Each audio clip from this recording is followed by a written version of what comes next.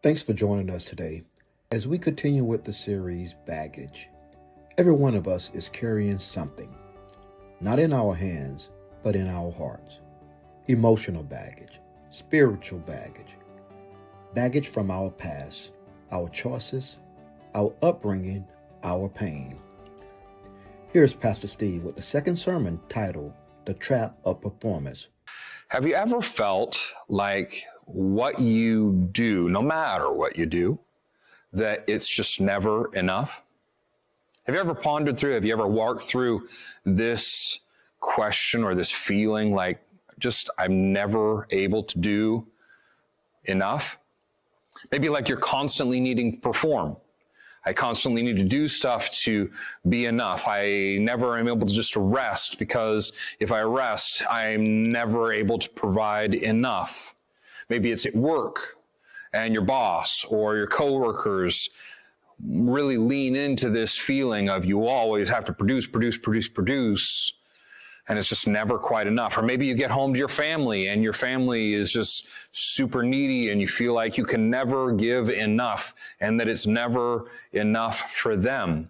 Maybe you even take that a step further and you get to church or you get to your faith in Jesus and you feel like it's never enough. It's never enough. Those are really complicated feelings, to be sure. Let me explore for a moment here as we're continuing to walk through shame and its effects on our life and how grace heals us. Let me continue to lean in here for a moment as we talk about the trap of performance. What is the hidden problem of succeeding at a project? Well, it's that you have to succeed again. The first success was never enough. It's always lean back in and do it again. It's now the new standard. It's the minimum expectation that you need to now do better than you just did. What's the hidden problem with being generous with your time or your resources or any of the things that God may have given you? What's the hidden problem with generosity? It's that you are expected to be generous again, yeah? What's the hidden problem with doing good? So that you're expected to do good again, right? What's the hidden problem with volunteering at church or other places? It's that you're expected to volunteer again or more. Or what's the hidden problem of giving a good sermon like I'm trying to do now? It's that you're expected to give a good sermon again. Have you ever felt that no matter what you do, it's just never enough? The pressure to keep doing, to keep trying, to keep going often comes from something that's a far deeper thing than we think it is. It's this belief, this deeper thing is a belief that our worth, our value is somehow based on how well we perform, how well we do, how well we accomplish, our list of things that we have done, our resume, so to speak, and how we continue to keep on padding that resume and bringing value to wherever we go. There's a pastor, a former pastor, a counselor, his name's Jeff Van Vonderen, who talks a lot about shame and grace. Grace-filled families, grace-based families. And he used this statement to capture what I'm talking about as shame-based spirituality. It's when we take following Jesus and we turn it into a constant effort to earn what God has already given us for free. There's this subtle and yet powerful shift Jesus is inviting us to make. Throughout his entire earthly ministry, he regularly invites us to make this shift, to live from his approval rather than for his approval. Living from God's approval rather than for God's approval. Let's talk about what happens when your doing becomes the measure of your worth and how God's grace then sets us free from the trap of performance that shame and shame-based environments create for us. Because this is a profound freeing moment for you or for me as we process through what grace does for us.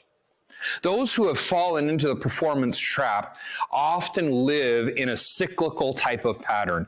It's been called the give up and try harder pattern, where we try harder and we burn out and we wear out, and then that wearing out, that burning out, that exhaustion leads us to giving up. Only then after giving up to become unhappy with our giving up and to return to trying harder again. And it just keeps going, rinse and repeat, over and over and over for whatever time period we're looking at, this give up or try harder cycle that just is this washing machine of behavior in our life over and over. If we're talking about our faith in Jesus, it might look like this. If I read my Bible every single day, then God will be pleased with me. If I take 5 minutes or 10 minutes or half an hour or 1 hour, or, because we have to do better than we did before, we're now staying in our Bible for longer and longer and longer so that God will be happy with us, chasing a carrot of God's approval through our performance by our reading. Maybe you have this perspective, or you could take this perspective of, or have received this perspective from some church environment, maybe even from people who are here, or from things that I have said where it's landed with you in this kind of way. If I serve more, if I pray longer, if I worship harder, and Molly certainly would be like, hey, come on, let's worship harder together, right? But maybe we take these statements, these thoughts, if I just serve more, if I serve harder, if I worship harder, if I worship louder, if I sing louder, if I pray longer, then maybe God will accept me and I won't feel so bad about myself. Which is a hard statement and a hard reality and a hard thing that we live out in our lives. Because not only is this exhausting in our own lives, it's actually completely opposite to what the Bible teaches us, and yet we find it so often in our own lives and in the lives of others who go to church right now, and we hear it from popular voices, and this is the encouragement, just serve more and harder and longer and all these things. Completely opposite to what the Bible teaches us, even though it is so prevalent here in modern church. Paul writes to the church in Galatia, and he says something very similar, right in line with what we're talking about here today, and he's equating it to how they began to follow Jesus. And he says this to them in Galatians 3, verses 1 through 3. He says it this way in the New Living Translation. O foolish Galatians, he says, who has cast an evil spell on you? For the meaning of Jesus Christ's death was made as clear to you as if you had seen a picture of his death on the cross. Vivid picture of Jesus on the cross. You have understood the meaning of Jesus' death. Let me ask you then, he says, this one question. Did you receive the Holy Spirit by obeying the law of Moses? Of course not. He says, you received the Spirit because you believed the message you heard about Christ. How foolish can you be, Paul says then. After starting your new lives in the Spirit, why are you now trying to become perfect by your own human effort? Did you start by trying to do all the right things, and is that how you earned your salvation? Or did you get given salvation for free, and now you feel like there's this payback moment? I've got to pay back everything that's been given so that I can possibly earn what I've already received. So what is Paul saying here to us? What is Paul saying? You started with grace, so why are you trying to earn what you've already received as a gift? Why are you taking shame, and why are you taking the shame-based ideas that have come from your culture and now applying them to your life in faith with Jesus? In Romans chapter 5, Paul again writes to a different group, a different church in Rome, and he says this in chapter 5, verse 8. He says, "But God showed us his great love by sending Christ to die for us while we were still sinners." The subtext of what is happening here is that Jesus came for us while we were at our worst, while we were doing our worst, while we were at our most unlovable, while we were doing our most adversarial things toward Jesus. This is when God demonstrated his love by sending Jesus to die for us. If God saved you then, Paul says, without your performance, because you're saved because in the middle of you doing the worst possible things in your life, if this is when you were saved without your performance, why do you believe that he demands your performance now to be accepted? Now, shame tells us that we have to perform in order to belong. God tells us that we belong and that our belonging changes every last little thing that we do. And I can absolutely validate that this is true. When I feel like I belong, when I feel accepted, when I am, not even feel, more than feel, when I believe and grab a hold of the truth that Jesus accepts me, it changes the complete context of my participation in the world around me. It changes the weight of everything that I carry. There's a story in the Gospels where Jesus is walking around with his disciples, and they end up in this town called Bethany, and there's this guy named Lazarus who we have heard the story. If you've grown up in church and went to Sunday school, Lazarus had died and was put in a tomb, and Jesus comes and he resurrects Lazarus from the dead. His sisters Mary and Martha and he live in this town called Bethany, and Jesus is walking with his disciples, and there's this story that happens with Mary and Martha, and I'd like to key in on this story today because it gives us such a clear picture of what Jesus wants to communicate to us in the story of Mary and Martha. We find this in Luke chapter 10. We'll start in verse 38, just go through 42. And it says this, "And Jesus and his disciples continued on their way to Jerusalem. They came to a certain village where a woman named Martha welcomed him into her home. Her sister Mary sat at the Lord's feet, at Jesus' feet, listening to what he taught while they were hanging out here in the home. But Martha was distracted by the big dinner that she was preparing. Because, food gathers people, right? And so she is preparing this food. She's preparing a meal for all of these people who have come into her home. And she came to Jesus and said, "Lord, doesn't it seem unfair to you that my sister just sits here while I do all the work? Tell her to come and help me." But the Lord said to her, "My dear Martha, you are worried and upset over all of these details. There is only one thing worth being truly concerned about, and Mary has discovered it, and it won't be taken away from her." Now that seems like a very odd interaction. Let's just be very frank. If you have ever done any preparation for a gathering of people coming over to your house for food or whatever else, you know that preparation is necessary. Unless you Uber Eats it in, or some other version of like DoorDash and bringing food in that you haven't prepared for yourself, you know that preparation, even if it's just hot dogs, for people coming over, requires some level of preparation. Now, there weren't hot dogs back in the biblical days, right? And so Mary and Martha, specifically Martha, is preparing all of this food from scratch for all the guests. And if you've ever done a Thanksgiving meal and had people over for Christmas or Thanksgiving or some sort of party, you know that it requires a lot of work, even if the meal only goes on for 30 minutes. So Martha is busy. She's overwhelmed by all of the dinner preparations and all of the things that need to happen because there's people right here. They need to eat. And she will be a terrible host and looked at badly. And in her own mind, she's like, this is the most important thing. I have to be this host. I have to get these things accomplished. She is then performing for Jesus, for all of these people who are at her house. Mary, by contrast, in the story, is sitting at Jesus' feet, simply being with Jesus.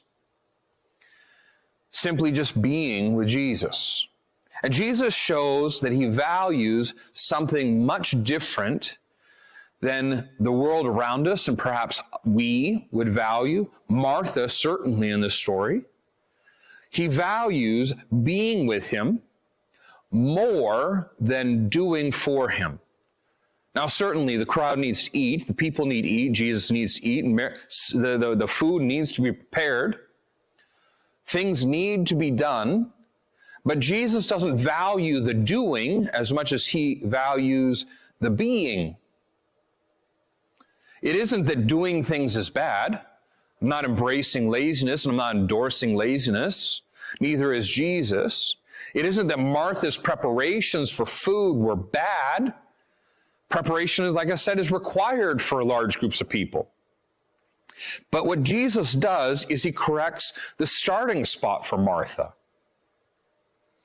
You are worried, he says. Jesus says to her, you are worried and upset about all of these details.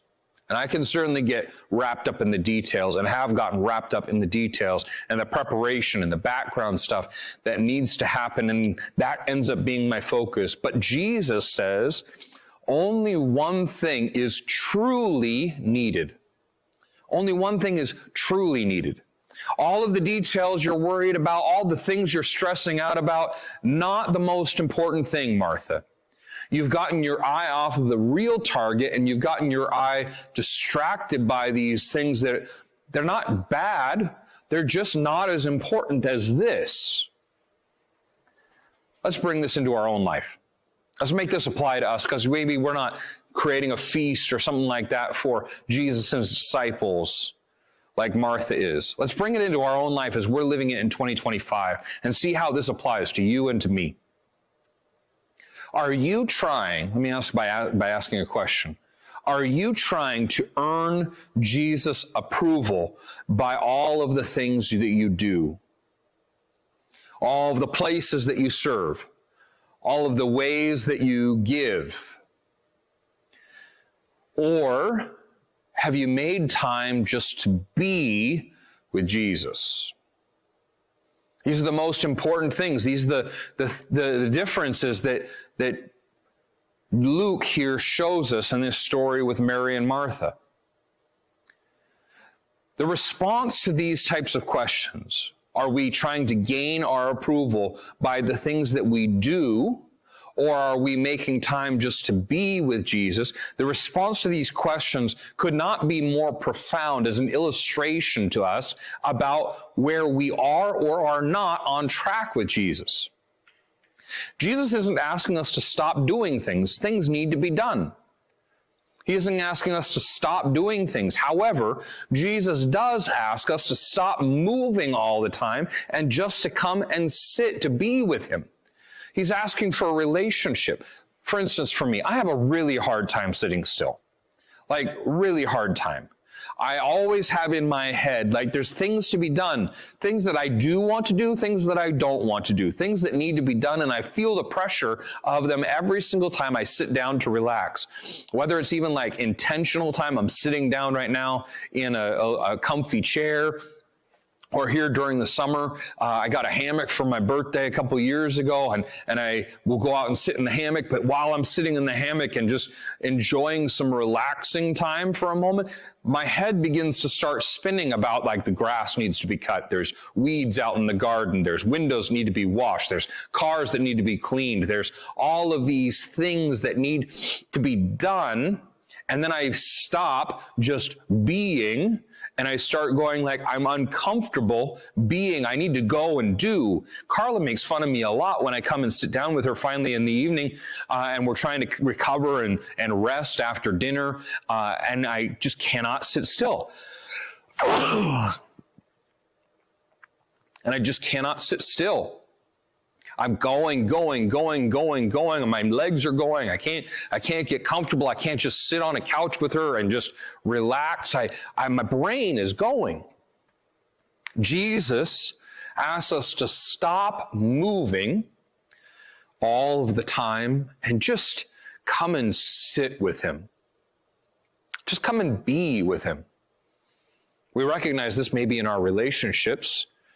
Our most beautiful relationships, our most valuable relationships are the relationships where we can kind of just stop and just be ourselves with the other person, our spouse or our significant other or our children, where they see us kind of just drop the performance and just are.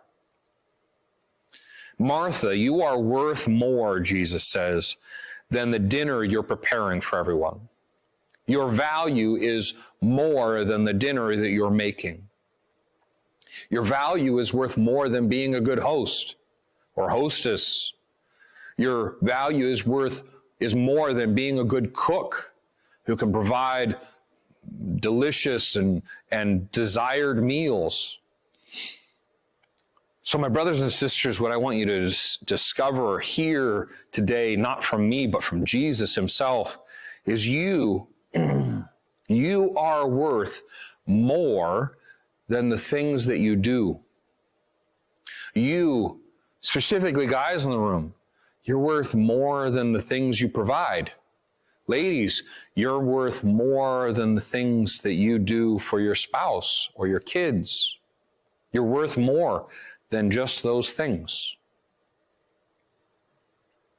Performance-based living leads us to burnout.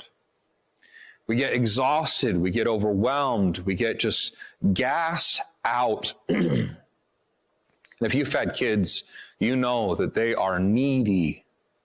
They demand and require a lot of you. They, in a way, they suck you dry.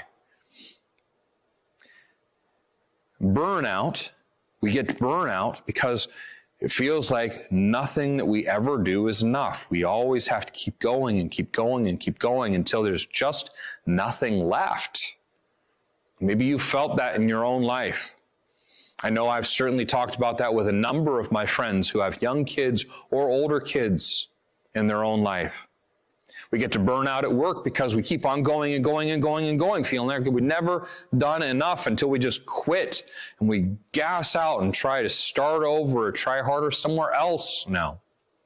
Performance-based living leads us to judgment because we start comparing ourselves to others. I haven't done enough like they're doing. I see them and I see their social media, or I see their serving at Northlake, or I see the church celebrating their successes or their efforts or all the things that they're doing, and I'm not doing that. And so I then have this feeling of insecurity or inferiority because I'm not serving as much as they are, or I'm not giving as much as they are, or I'm not doing something else. And so now I'm comparing myself to others and I feel inferior. Or the opposite. I'm giving, and they're not, so they're terrible. I'm better than they are because look at all the stuff that I'm bringing to the table that they aren't. And so therefore, they're terrible, they're bad. You can name the names in your own head that you may have started comparing yourself to. Good or, positive, like pridefully or self-destructively. Performance-based living also leads us to spiritual anxiety. There's this constant worrying. Am I measuring up? Am I doing enough? Am I giving enough, serving enough, reading enough, praying enough, worshiping enough? Am I attending enough? Am I participating enough? Am I watching enough sermons? Am I watching Steve and listening to Steve enough? Am I doing it enough? It leads to this anxiety of saying, like, am I doing enough that Jesus will finally say, that statement we all want to hear at the end of our life, right? Welcome home, my good and faithful servant. Have I done enough to earn Jesus saying that to me? If we really break it down and we really are honest with each other, this is not the life that Jesus promised us, nor is it the life that Jesus invited us into, but it is the life that we seem to continue to gravitate back to even inside of our churches. And it kills us. It's so heavy. It's so burdensome. It makes life so just stinking miserable, even in some really good moments, because serving is good. Good things come out of it. But man, does it take a toll on us. This isn't the life Jesus promised us or invited us into, this trap of performing to get acceptance. He actually introduces us to this idea in a very, very popular set of verses, an invitation to us that oftentimes we look at as some utopian level of like, man, I wish, but I have no idea how to get there. Let's look at it here and maybe unpack it a little bit to see how it is attainable to get what he is offering us and inviting us into receiving. He says this in Matthew 11, chapter 28, verse 30. He says, then Jesus said to his disciples, to those who were listening, come to me, all you who are weary and carry heavy burdens, and I will give you rest. Come to me, all you who are burned out, all you who are judgmental, all you who feel you're inferior, all you who feel spiritual pride, all of you who are spiritually anxious. Come to me, and who are weary of carrying those heavy burdens, and I will give you rest. Take my yoke on you. Let me teach you, because I am humble and gentle at heart, and you will find rest for your souls. My yoke is easy to bear. My burden is light. A lot of pastors have talked about how a yoke in specifically the first century is also known as a teacher's set of teachings. A yoke is what they teach and the requirements that they have in of those who follow them. And so Jesus is a teacher, a rabbi, a person who is known as this is how to, teaching how to follow what God wants. My yoke, my set of teaching, it's easy to bear. It's not heavy. It's not burdensome. It's not restrictive. It's not this heavy thing like just going to crush you. The burden I give is exceptionally light. So shame says to us, you need to do more. You need to be responsible for everyone. You aren't doing enough. It says to us that you're and I, we are a mistake. You're only as good as the last thing you did. If you succeeded and everyone is beginning to forget, you need to do another thing to keep on the radar of their attention and their approval and their acceptance. You can't just do one good thing and roll on it. You need to duplicate that one thing now by another thing, by another thing. You're only as good as that last thing you did until people start to forget. Shame also says to us, I don't belong. There's this inferiority that it carries with it that makes us go like, I don't belong here. If people really knew the real me, they wouldn't accept me. They wouldn't let me be part of the community. Contrary to what shame tells us, Jesus tells us something very different. Jesus says, come and rest, not perform. Jesus offers rest to you and me. He offers rest, not all of these rules that we need to live by to gain his acceptance. He already accepts us. Huge difference. And now out of your acceptance, I want you to live for free. We looked at that last week with the woman caught in adultery, didn't we? Who's here to condemn you? No one's here to condemn me. Well, then neither do I condemn you. Now, because I don't condemn you, go and stop doing what you did to get in the situation you were already in.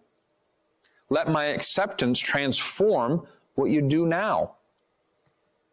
His yoke, Jesus' yoke is light because the one he's offering, his yoke is light because he's the one offering to carry all the weight of it. He went to the cross with our sin and our shame, and he carried it on his shoulders. We recognize this in the crucifixion story. He took my guilt, he took my pain, he took my dysfunction, and he took it with him all the way to the cross and opened up the door for God to see me as his child through Jesus. So Jesus' yoke, his set of teachings, is easy and light because he's the one carrying the weight of it.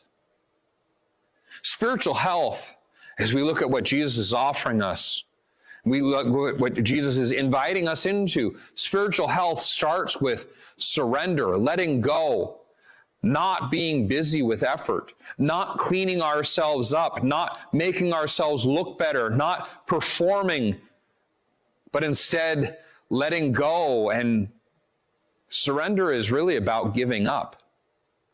I'm going to stop doing what I did. I'm going to let go. I'm going to give it to you, Jesus. In church, shame twists our view of God into one of like an angry boss, waiting to write us up, waiting to get us fired, waiting to just ream us and just yell at us and condemn us and make us look terrible in front of our fellow employees. Shame twists our view of God into that of an angry boss rather than a loving and a good Father, which is what Jesus describes our Father in heaven, God, our Father, being like. Instead of this view of God as our loving Father, shame twists it into this angry, vengeful, can't wait to smite us character. Again, Paul writes to another group of people, church in Ephesus, which is in modern-day Turkey. He says this, chapter 2, verse 8, God saved you by his grace when you believed, and you can't take credit for this. It is a gift from God, the Father. Salvation is not a reward for the good things we have done. It's not because of your performance. So none of us can boast about salvation. For we are God's masterpiece. He has created us anew in Christ Jesus so we can do the good things he planned for us long ago. So my brothers and sisters, let me be very clear again. You are not what you do. You are not your mistakes. You are not your ministry. You are not your parenting. You are not your performance. You are not your productivity. What does Paul say to us in Ephesians? You are God's masterpiece. You are created by God, yes, to do good things. We are created by God to do good things, but as a response to grace, not as a requirement to get it. Our good works, our performance flows from our identity, not from our anxiety. You are God's masterpiece. You're not God's employee. So how do we free ourselves? Let's just land this for a moment, in a moment. How do we free ourselves from this performance trap that we've gotten caught in, or that many of us live our whole lives in, thinking that this is how we find love and acceptance and approval and everything else? How do we free ourselves from this treadmill, this hamster wheel we call the performance trap? There's three things to help us to move from shame that makes us busy into grace that helps us to be filled with rest. The first thing that we do is we stop and we recognize the lie. We stop and we recognize the lie. To recognize the lie, we can ask ourselves a question. Am I doing this to earn love or am I doing this because I already have it? Am I doing this thing? Am I compelled to this activity or this behavior? Or am I compelled to do these things because I want to earn love or because I already have it? That's a profound question that I would invite you to make on the regular for yourself because it's transformed and changed my life and the things that I do.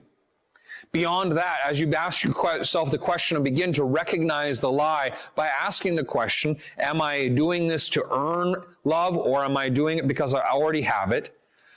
Return then, second step, return to relationship with Jesus.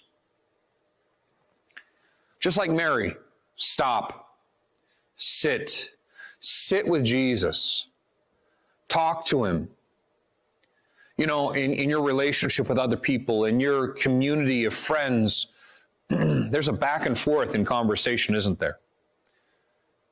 And the people that you are engaged in life with, there's you talking, and then there's you stopping and you listening.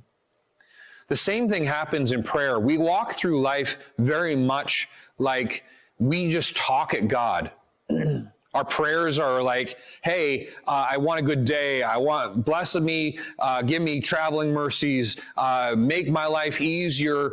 I pray, maybe altruistically, I'm praying for somebody else. And like, they're having problems, Lord. I pray you meet with them. I pray you'd be with them. I pray you would love them. And I pray they would experience your grace and your mercy and your love. We could do these things, but God, we talk at God. We're just like barraging him with these requests. And then we get to the end and we're like, all right, God, I'm done.